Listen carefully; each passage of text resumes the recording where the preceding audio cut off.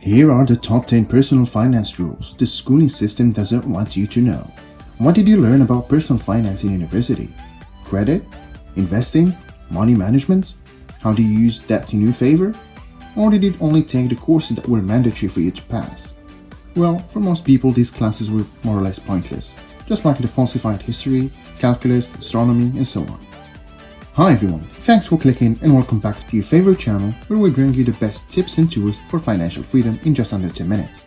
If you haven't done so already, kindly consider helping the channel grow by subscribing and giving this video a like. Thank you, and now let's begin. The longer I've been away from college, the more disappointed I am about how much information was not included throughout my studies. And let me tell you this, that is not by coincidence or because the syllabus is outdated. The elite, who control the global financial system, don't want you to earn the essence and fundamentals of money to keep you poor so that you have nowhere else to go but to work for them. For you to succeed in the world, you need to learn a lot more about money than what they allow you to. Young people go to public schools, they will not learn to grow rich. They learn how to be poor. The real knowledge is not taught. I'll give you an example. You live in capitalism, but they don't teach you how to become financially independent, how to invest, how to produce. They don't teach you to be producers. They teach you to be consumers. To save you from all the hassle and bustle of having to learn from your mistakes, we at 10 Minutes Finance have compiled a list of 10 most important rules that everyone who's looking for financial freedom must know. Number 10. Save, save, save. In school, they will teach you to save at least 10% of your income.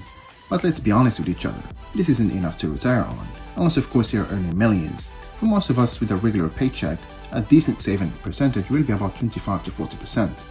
We are not saying that 10% is entirely useless. It could be a great starting point to build that foundation of your financial retirement plan. However, in order to save more, you should probably start reducing your expenses and unnecessary costs. Instead of buying that cup of coffee every morning, put that money in a savings account. Or if you're a heavy smoker, you can start by cutting down on the number of cigarettes you smoke per day. If you're a heavy smoker, you will know smoking is expensive. Imagine how much money you could save if you stopped. We're not talking about small amounts here. Someone smoking a pack a day spends about $238 a week on cigarettes, which is over $12,400 each year. 12 grand can get you a round-trip business class ticket and 5 nights in Dubai. I think it's worth considering to quit smoking, don't you think? Number 9. Buying your first home. You have most likely heard of the popular statement, if you want to buy a home, you have to save up to 20% of the value for down payment. This can't be further from the truth though. What you won't learn in school is that while higher mortgage payments might be painful, the financial trade-off between paying more money now and waiting to save up to 20% deposit could be worthwhile. When we look at the macroeconomic factors around the world over the past decade, the appreciation rate of real estate has really gone up, but the wage levels have remained stagnant. So it makes it unrealistic to start saving up to 20% of home value, as it will only increase drastically over the years. The rule behind this is, if you have the capacity to save the money within maximum 5 years comfortably, then go for it.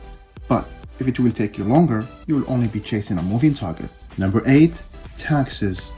Taxes in general are such a broad topic that is hardly ever discussed in school. It is important to understand how they work if you want to be on the right side of the law. Before you get your first paycheck or make any sales from your business, learn how to calculate the tax rate and find out how much money you will be left with. This will help you determine whether a job offer will meet your financial needs and what the appropriate pricing strategies for your product or services will be. Luckily for you, there are plenty of online calculators that will do dirty work for you. It will show you the gross pay, the amount payable in tax, and the amount left in your account, also known as the take-home pay. For example, a raise of $35,000 to $41,000 a year won't give you the extra $600 a month, but only $345 after tax.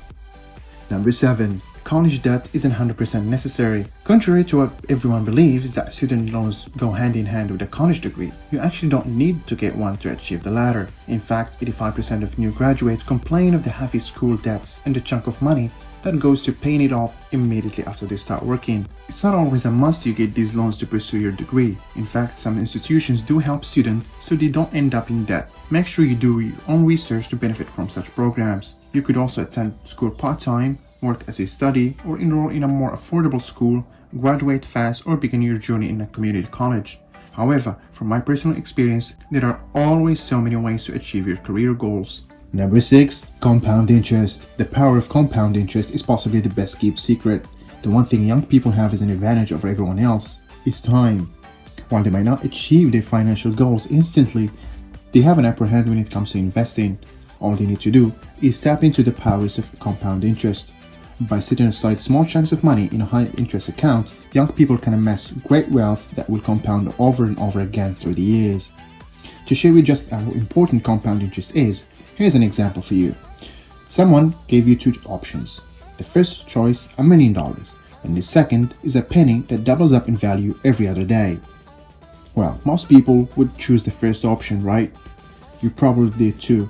But if you do the math, the second choice would be worth $10 million after 30 days only. If this is not enough to convince you to start taking advantage of this incredible opportunity to grow your wealth, then I don't know what will. Number 5. Secrets of credit. Most young people, right after getting their credit cards, end up maxing them out.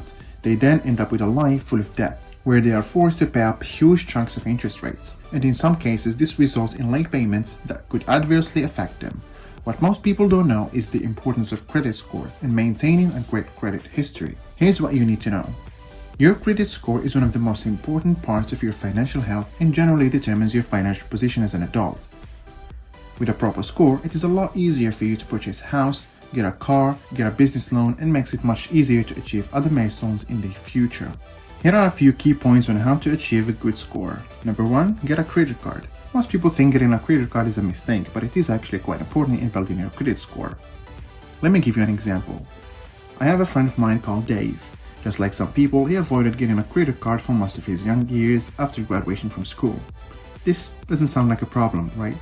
But when he started looking for a home to buy and a car, he couldn't get any loan approved because his credit statement hadn't been established. Here's how it works. When you get a credit card and use it, financial institutions record all your transactions and interest payments. Based on your efficiency, they will assign a score to your name. Now, when you go up looking for a loan, that score will determine the loan amount you can receive and the interest rate they will charge you. Number 2, always pay up your debt in time. There's no other way around this. If money is due today, make sure you pay it today. Number 4, the rules of insurance. If there is anyone who is depending on you financially, then you need to get a life insurance. This could be your child, spouse, or parent. It is better to get a term policy rather than a life one, as you get coverage whenever the need arises. However, if no one depends on you financially, end the policy to save on money right away. In addition to life insurance, get insurance for other aspects and assets you own. This includes your car, your home, your expensive assets, and health. Take your time to get different rates and features available before choosing a company or a package that will better suit your needs. Number 3, emergency fund. You might have never heard of an emergency fund from school, but you're lucky you have us to teach you all about it. Recent statistics show that up to 42% of Americans don't have the funds to cover an emergency of $400. This is an alarming statistic that only shows how people disregard the importance of an emergency fund. What if you lost your job today? Would you have enough money to cover your costs? The golden rule is to have 6 months of expenses costs saved up somewhere, but we suggest that if you can make it more, the better. Number 2, guard your health. A hospital visit for an injury like a fracture can cost you thousands of dollars without insurance. If you are finding it difficult to meet your monthly health premiums, then what will happen if you end up in an emergency room? You might end up having to borrow money to pay for your medical bills, burdening other people who already had plans with their money. Doesn't sound fair, does it? If you don't have medical cover, get one ASAP. Also, taking care of your health can end up saving you a lot of money. This involves eating the right food, maintaining a healthy diet, regularly exercising, not consuming alcohol, and so on. It's always better safe than sorry, right? Number 1, budgeting basics. Budgeting is quite important in life, yet you won't hear anything about it in school. Sadly, not understanding the basics of budgeting while in school can leave you disadvantaged right after graduating, especially once you move out. Not having knowledge of how to manage bills and create a distinction between wants and needs can lead to one injury and hardship after the other. Everyone needs to know how to plan a lifestyle that is financed by earned income. This includes understanding how to plan for all bills but still ensuring there is enough left for necessities such as groceries and savings. For example, you can identify what you need every month and create a budget list with the needs and wants and respective costs over the next 6 months. From the plan created, you can then separate the amounts into different accounts to ensure you don't overspend beyond your budget. That's all what we have for you today. Thank you for watching, and I hope you have learned some few tips for better financial planning. Now get up, get out, and go get rich.